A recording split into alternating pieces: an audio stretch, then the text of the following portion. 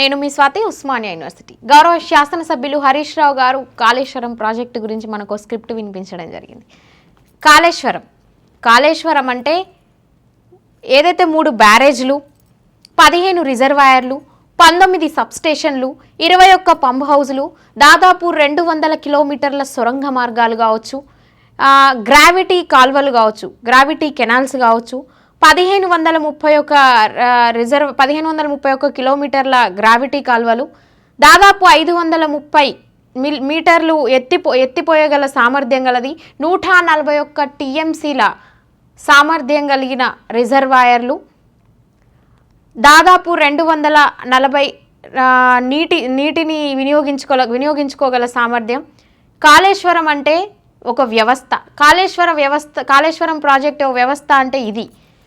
ఇందులో ఇంత పెద్ద ప్రాజెక్టులో భాగమైనటువంటి ఒక మేడిగడ్డ బ్యారేజ్ కుంగిపోతే దీనిని ఆసరాగా తీసుకొని అధికార పార్టీ కావచ్చు, ఎవరైతే బీఆర్ఎస్ పార్టీని దుమ్మెత్తిపోయాలని అనుకుంటున్నారో వాళ్ళందరూ దీనిని ఆసరాగా చేసుకొని అదొక్కటి కుంగిపోతే ప్రాజెక్టు అంతా బాగానే ఉంది కదా, దాన్ని ఎందుకు చూస్తలేరు? కుంగిపోయినటువంటి మేడిగడ్డ బ్యారేజ్నే ఎందుకు చూస్తూ ఉన్నారు?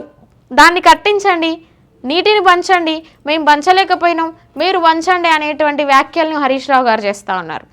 హరీష్ రావు గారు, మీరు అన్నట్టు కాళేశ్వరం ప్రాజెక్ట్ అంటే ఒక పెద్ద వ్యవస్థే, దాన్ని మేము కూడా ఒప్పుకుంటాం.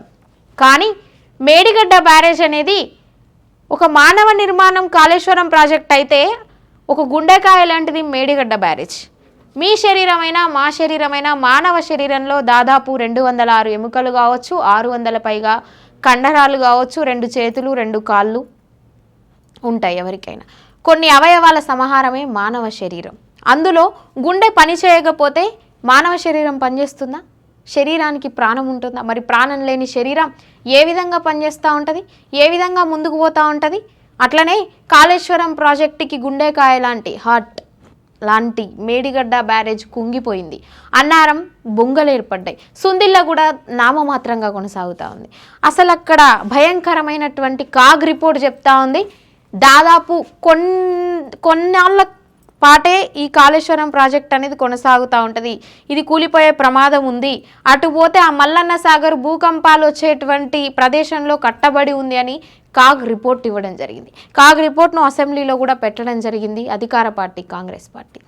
ఇంత కళ్ళకు గట్టినట్టు నిజాలు కనిపిస్తూ ఉన్నప్పటికీ కూడా మిమ్మల్ని మీరు సమర్థించుకునేటువంటి ప్రయత్నాన్ని, మీ ముఖ్యమంత్రి గారిని సమర్థించుకోవటువంటి ప్రయత్నం, మీ బీఆర్ఎస్ పార్టీని ఇంకా తలకెత్తుకునేటువంటి విధానం ఏదైతే ఉందో సిగ్గుచేటు.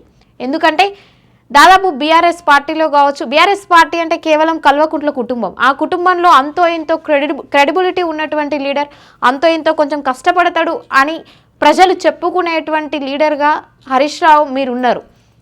ఉన్నప్పటికీ కూడా మీకు తెలుసు, ఏ ఇంజనీర్ని కూడా బేఖాతరు చేయకుండా నీళ్ళ గురించి నాకే తెలుసు, నదుల గురించి నాకే తెలుసు, తెలంగాణ రాష్ట్రాన్ని సస్యశ్యామలంగా ఏ విధంగా తీర్చిదిద్దాలనేటువంటి విధానం పైన నాకే అవగాహన ఉంది అనేటువంటి చెప్పుకునేటువంటి కేసీఆర్ ఎందుకు కాళేశ్వరం ప్రాజెక్టులు పెట్టినటువంటి ఆ బడ్జెట్ ఏదైతే ఉందో అన్ని కోట్లు బూడిదలో పోసిన పన్నీరు చేసిండు?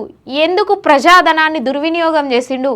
దాన్ని చూస్తూ కూడా మీరు ఎందుకు ప్రశ్నించలేకపోయిర్రు? ప్రశ్నించినటువంటి ప్రతిపక్షాలని అనగదొక్కాలని ఎందుకు చూసిర్రు? ఈరోజు అఖిలపక్షాన్ని కలుపుకొని పోవట్లే అనేటువంటి కేసీఆర్ మాటకు మీరు ఒకసారి ఆత్మ పరిశీలన చేసుకోండి. మీరు ఏ అఖిలపక్షాన్ని కలుపుకొని పోయారు? మీరు ఏ ప్రతిపక్ష లీడర్ని కలుపుకొని పోయారు? మీరు ఏ ప్రతిపక్ష లీడర్ యొక్క అవగాహన, వాళ్ళకు ఉన్నటువంటి అవగాహనను వినియోగించుకున్నారు? ఎక్కడా లేదు.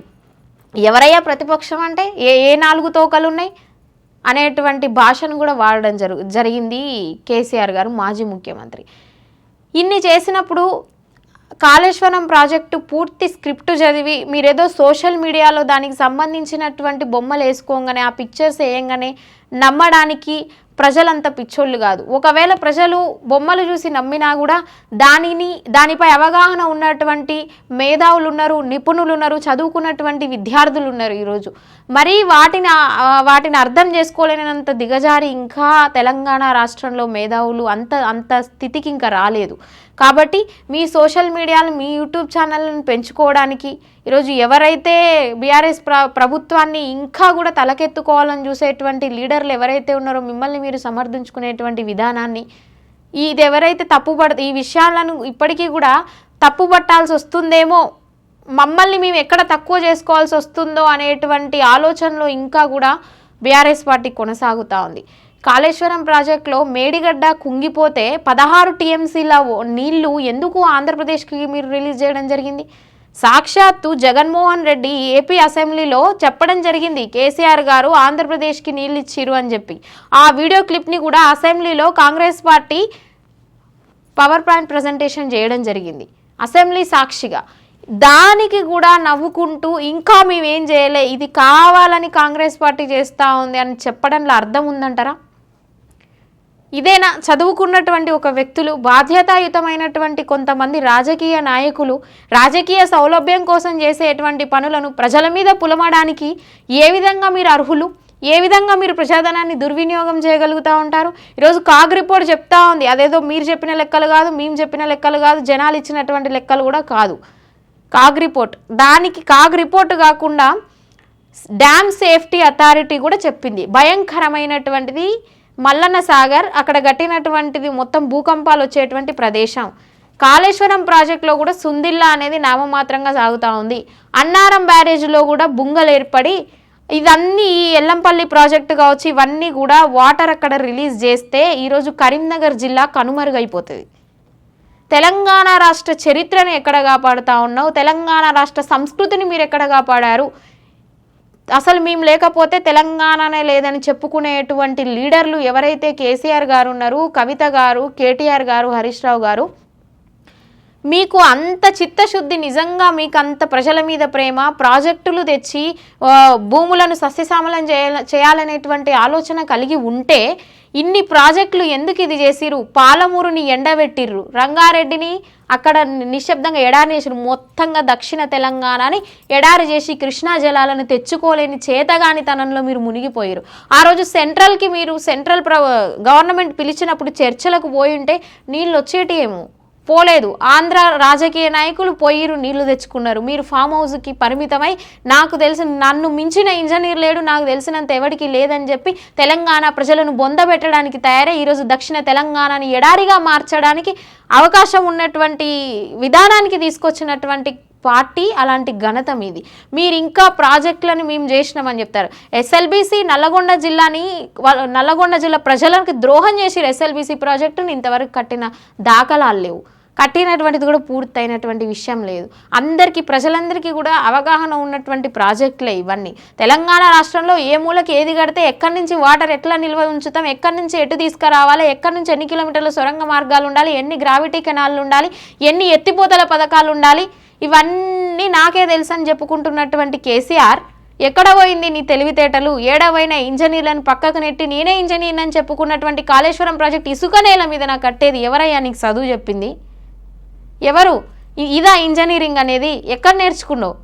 ఇన్ని చేసి కూడా, ఇన్ని తప్పులు చేసి కూడా, అన్ని అప్పులు తెచ్చి కూడా ఈరోజు రెవెన్యూ మిగిలి ఉన్నటువంటి తెలంగాణ రాష్ట్రాన్ని అప్పుల కుప్ప, అప్పుల రాష్ట్రంగా మలిచినటువంటి ఘనత ఉన్నటువంటి మీరు అసెంబ్లీలో ఈరోజు ప్రాజెక్టుల గురించి అధికార పార్టీని నిలదీస్తూ ఉన్నారు. చూడండి, ఇది ఇక్కడ ప్రజలకి ఒక విధానమైనటువంటి ఆలోచన వాళ్ళకు వస్తూ ఉన్నది. నిజంగా బీఆర్ఎస్ పార్టీకి చిత్తశుద్ధి ఉంటే ఈ ప్రాజెక్టులన్నీ ఏం చేసిరు?